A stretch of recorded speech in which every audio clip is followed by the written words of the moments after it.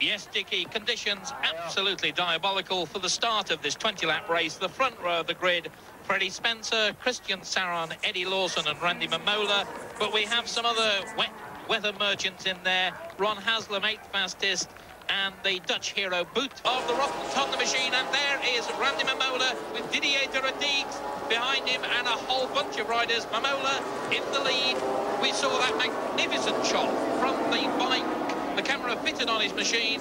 Well, what a dramatic start to what I'm sure will be a dramatic race. Here's another shot of the start. Lawson climbed on board, but the bike didn't start too well. Didier de Rodrigues, Randy Mamola on the far side, bike number 2. Freddie Spencer had a good start. And so too did Wayne Gardner. Back with Randy Mamola out in front, hanging over the bike, the foot on the other side of the machine, off the Morris, and Ron Haslam is second.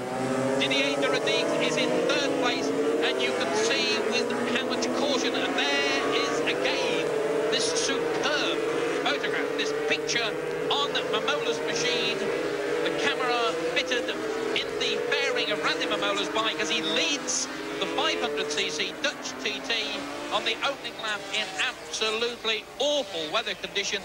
But it's Mamola out in front, the clear track. You see the wheelie there, the front wheel came up in the air as Mamola put on the power. There's Mamola's machine at the top left-hand corner. You can see the camera that's being used to show these photographs.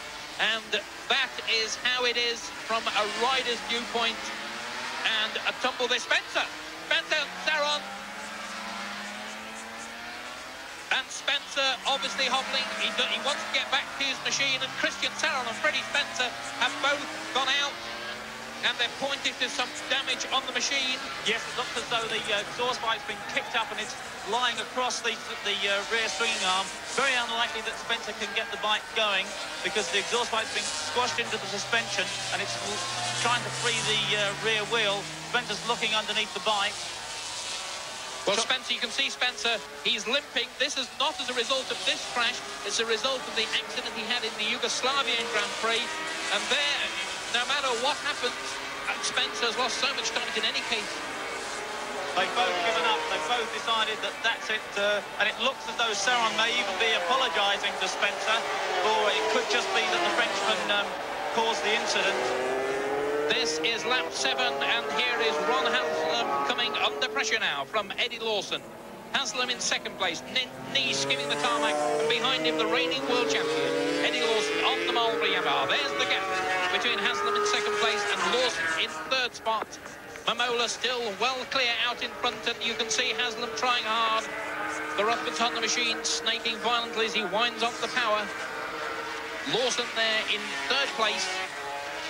Well, he showed us 2 years ago in South Africa just how well he can go in the pouring rain.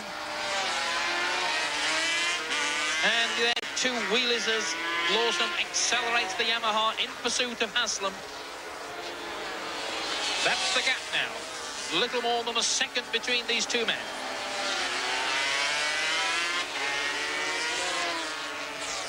Haslam in 2nd place, Lawson in 3rd spot.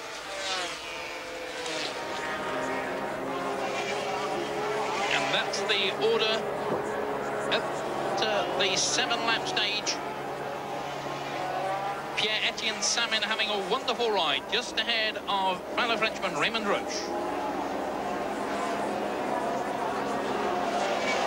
And as I speak, Raymond Roche goes into the pits. So drama for the Marlboro Yamaha squad. A big panic down in the pits. Mechanics push forward as Ron Haslam out on the track has to fight off the attentions of Roche's Marlboro Yamaha teammate, Eddie Lawson. And Mamola goes through as the caution flags are out. And it's Mike Baldwin who's crashed now at the chicane. That's Baldwin, the American, with his bike. He's just trying to get it out of the sandpit. He's pulling the bike back, but the chances are that it will be full of sand and really not a practical proposition to race again. Well, bad luck indeed for Mike Baldwin, who was down in, just a quick look, is in 11th place, just on the borders of championship points. And Lawson has gone ahead of Haslam. Eddie Lawson is up into second place. This is the 10th lap then. 10th lap of this race, and Lawson is through ahead of Haslam, gone into second place.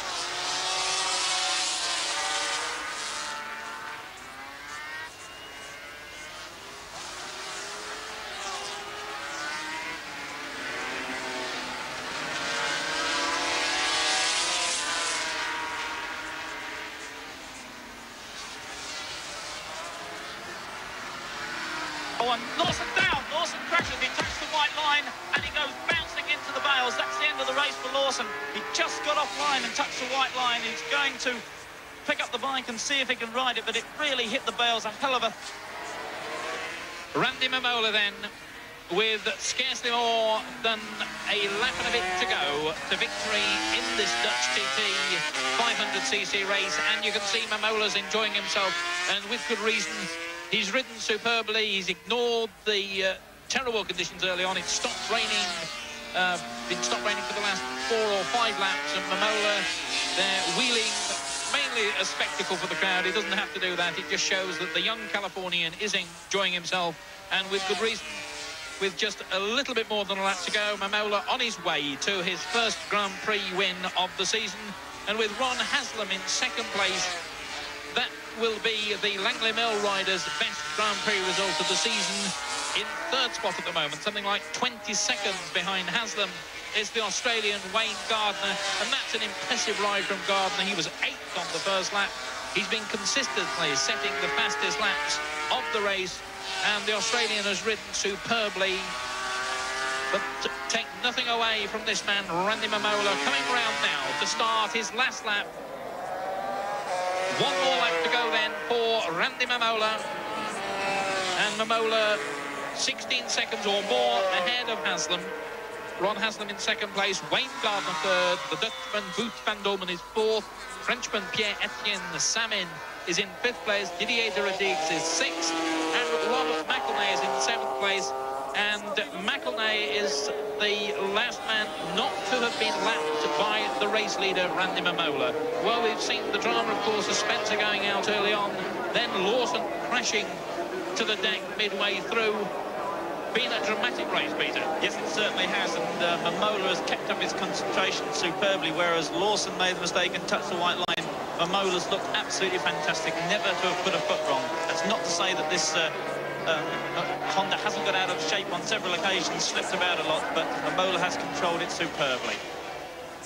So Mamola, having started the season in not so good, you can see there that the bike is still sliding, and Randy, I'm sure, despite the scares, will be enjoying every moment of this. He's had a lot of dirt track experience, and motorcycles sliding around don't worry him in the slightest. Mamola then on his last lap. Great performance from him, but what a ride too from Ron Haslam. He made a superb start, or didn't make his usual superb start. He was down in second and third place. For him, that's a bad start. Normally he rockets to the front of the field. And a nasty moment there from Mamola. Are we speaking too soon? Well, Randy really has got to just curb himself a little bit. He's got a comfortable cushion between himself and Haslam in second place. And that's twice on this lap we've seen him nearly overcook things, Peter. Yes, it may be the just losing concentration. He's already thinking of that podium, and that's what he can't afford to do. That last slide will have surely reminded him, he's had another one there, that he's got to keep the concentration up for those last mile until he actually crosses the line. Well, wouldn't it be tragic if he landed on his ear on this final lap? Certainly a rider who doesn't normally make mistakes. He fell off in Yugoslavia the last round of the World Championship, had a look over his shoulder then just to make sure he's not going to get caught out, and he isn't, because Ron Haslam in second place is a long way back. Mamola then just a few more 100 yards, coming up to the chicane for the final time. And the first Grand Prix win of the season for Randy Mamola. An excellent performance from the Californian. There'll be a big wheelie, I'm sure. In fact, no, maybe he's got a problem with the motorcycle, because that was a fairly subdued Mamola. Mamola the winner then, and here comes Ron Haslam through the chicane, and a lot of British fans here, they're cheering as well. You can see Haslam trying hard to make the bike snaking away, and that's Ron's best ride of the season. It's going to be Wayne Gardner in third position, so Rothman Honda Machines are going to grab the first 3 places. We wait now for the Australian, who made a terrible start. That's one of the tail-enders. Here's number 7, Wayne Gardner, going through, and it's Gardner going to be third. So that's Mamola the winner, Haslam second, and Gardner third, and a big wheelie. That's it from Haslam. Yes, a clear way all the way on that camera on Mamola's bike, because he led to win this Dutch TT right from the start. Britain's Ron Haslam enjoying those conditions, clinching second place. Australia's Wayne Gardner was third. And despite their falls, Freddie Spencer and Eddie Lawson retain first and second place, respectively, overall. After those 7 races, Wayne Gardner's moved up into third place. Saron of France is fourth, and Haslam